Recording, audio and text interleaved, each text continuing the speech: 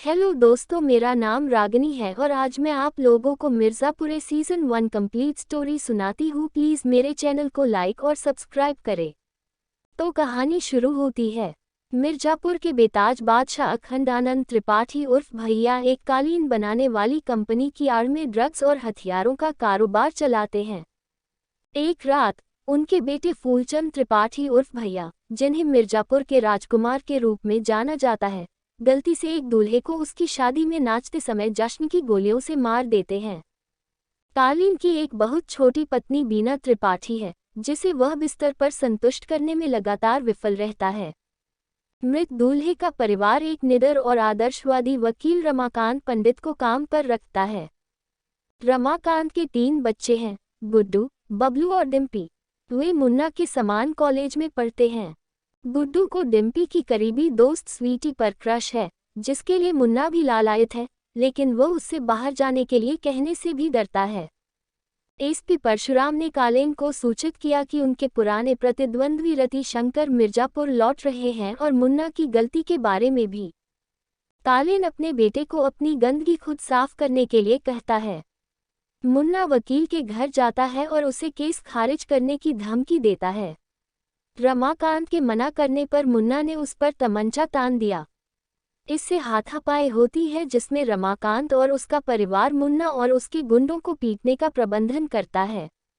कालीन हस्तक्षेप करने का फैसला करता है और वह रमाकांत के बेटों को बुलाता है, जो इस बात से डर रहे हैं कि किंगपिन ने उनके लिए क्या रखा है। कालीन इस बात से प्रभावित है कि पंडित भाइयों ने मुन्ना की पिटाई की, यह जानते हुए भी कि वह कालीन का बेटा है। वह भाइयों और मुन्ना को चौंकाते हुए उन्हें नौकरी देने का फैसला करता है। काफी विचार विमर्श के बाद वे कालीन के लिए काम करने के लिए तैयार हो जाते हैं। गुड्डू और बबलू को सजा न देने के लिए मुन्ना अपने पिता से नाराज है। उन्हें एक बाइक और एक जोड़ी पिस्टल दी जाती है। उन्हें यह भी कहा जाता है कि वे अपने पिता से मामले को नकारने की बात करें। पंडित ने अपने बेटों की बात मानने से इनकार कर दिया और उन्हें जाने के लिए कहा। यह पता चला है कि स्वीटी की एक नटखट बहन गजगामिनी गोलू गुप्ता है, जो बबलू के बहुत करीब है और वे दोनों एक दूसरे को पसंद करते हैं। गोलू हमेशा स्वीटी को मुन्ना के साथ रिश्ते में न रहने के लिए कहता है, क्योंकि वह बहुत हिंसक है और वह स्वीटी का समर्थन करती है। गुड्डू के साथ और उनके पिता एक भ्रष्ट पुलिस वाले हैं, जो कालीन से रिश्वत लेते हैं। मुन्ना को स्वीटी में दिलचस्पी है, जो अपने दोस्त की धमकियों और ताने के बावजूद उसे लगातार मना करता है। गुड्डू और बबलू मृत दूल्हे के पिता को केस वापस लेने के लिए मजबूर करते हैं। शुरू में वे मना करते हैं, लेकिन जब गुड्डू जीजा को बालकनी से लटका देता है, तो वह केस वापस लेने के लिए तैयार हो जाता है। त्रिपाठी के पुराने प्रतिद्वंद्वी रति शंकर मुन्ना को मारने के लिए एक आदमी भेजते हैं। मुन्ना बच जाता है और आदमी को मार डालता है। रति का बेटा शरद सुझाव देता है कि जब त्रिपाठी मिर्ज़ापुर में नहीं है तो अपने पिता से बदला लें। कालीन भैया, उनके पिता और रति शंकर के बीच एक पीढ़ी पुरानी प्रतिद्वंद्विता फिर से शुरू हो गई है। शरद ने अपने पिता रति शंकर के व्यवसाय में शामिल होने से इनकार कर दिया। जेपी यादव कालीन भैया से चुनावी फंड की मांग करते हैं, इसलिए वे रेशम अफीम की अतिरिक्त आपूर्ति के लिए लाला से मिलते हैं और रास्ते में रति शंकर के हत्यारों द्वारा घात लगाकर हमला किया जाता है। वह 2 हत्यारों को पकड़ लेता है और उनसे पूछताछ करता है। उसे पता चलता है कि रति शंकर उसके परिवार को निशाना बना रहा है। कालीन भैया त्रिपाठी गुड्डू और बबलू को अपनी बंदूक की अंगूठी का नियंत्रण देते हैं और उन्हें इसका विस्तार करने के लिए कहते हैं। त्रिपाठी की पत्नी बीना त्रिपाठी के अलावा किसी और के साथ सेक्स करती है। बीना ने घर के नौकर राजा के साथ सेक्स किया। कॉलेज के प्रिंसिपल गोलू को आगामी कॉलेज चुनाव में खड़े होने के लिए कहते हैं, क्योंकि मुन्ना बहुत हिंसक है। मुन्ना के आने से इनकार करने के बाद स्वीटी गुड्डू को डेट पर जाने के लिए कहती है। मुन्ना को कंपाउंडर के माध्यम से शरीर सौष्ठव के लिए गुड्डू स्टेरॉइड मिलता है, जो मुन्ना के प्रति वफादार है। मुन्ना के व्यक्त करने के बाद कि वह मिर्ज़ापुर पर कब्जा करना चाहता है, जैसे ही उसके पिता उसे अनुमति देते हैं। कंपाउंडर त्रिपाठी को जान से मारने की भी पेशकश करता है। हालांकि मुन्ना शुरू में नाराज होता है, लेकिन वह इसे मानता है। गुड्डू और बबलू पहली बार मारते हैं शीर्षक का संदर्भ। मुन्ना अपने पिता की सहमति के बिना अफीम के सौदे में कटौती करता है। गुड्डू और बबलू बंदूक के व्यापार को बढ़ाने के लिए एक महत्वाकांक्षी योजना बनाते हैं, लेकिन इसके लिए मिर्जापुर की पुलिस और अपराधियों दोनों को सहयोग करना होगा। गुड्डू स्वीटी को बताता है कि वह एक गैंगस्टर है। वकील पंडित मिर्जापुर के मामलों के संबंध में मुख्यमंत्री को लगातार पत्र लिखते हैं। गुड्डू और बबलू किन्नरों के जरिए नशा बेचते हैं। शहर में हिंसा बढ़ जाती है और त्रिपाठी को प्रभावित करते हुए बंदूकों की बिक्री भी बढ़ जाती है। राज्य की राजधानी हिंसा को नियंत्रित करने के लिए एक एसएसपी मौर्य को मिर्जापुर भेजती है। पूर्वांचल के माफिया प्रमुखों कालीन भैया, रतिशंकर और उनके राजनीतिक संरक्षक जेपी यादव की एक बैठक होली पार्टी के रूप में सामने आती है, जो सभी समीकरणों को बदलने की धमकी देती है। जेपी यादव, कालीन और मुन्ना भैया के हाथों अपमानित महसूस करते हुए रतिशंकर को मिर्जापुर का नियंत्रण हासिल करने में मदद करने की पेशकश करते हैं, अगर वह उन्हें चुनाव के लिए धन प्रदान कर सकते हैं। ईमानदार अधिकारियों से बनी मौर्य की विशेष टीम गुड्डू और बबलू पर घात लगाकर हमला करती है, लेकिन वे बच जाते हैं। कालीन भैया दोनों को थोड़ी देर के लिए भूमिगत होने का निर्देश देते हैं। मुन्ना के पूछने पर कंपाउंडर त्रिपाठी को मारने की कोशिश करके मुन्ना से अपनी सच्ची दोस्ती दिखाता है, लेकिन वह असफल हो जाता है। जब कालीन भैया मुन्ना से भिड़ते हैं तो वह कंपाउंडर को उसकी इच्छा के बिना उसके पिता के सामने मार देता है, ताकि बाद में उसके झूठ का पता न चले। वह कुछ दिनों के लिए उदास महसूस करता है। गुड्डू और बबलू एक पार्टी से मिलने जौनपुर जाते हैं। पार्टी त्रिपाठी के दुश्मन शुक्ला होने का खुलासा करती है। वह लड़कों से उसके साथ आने के लिए कहता है।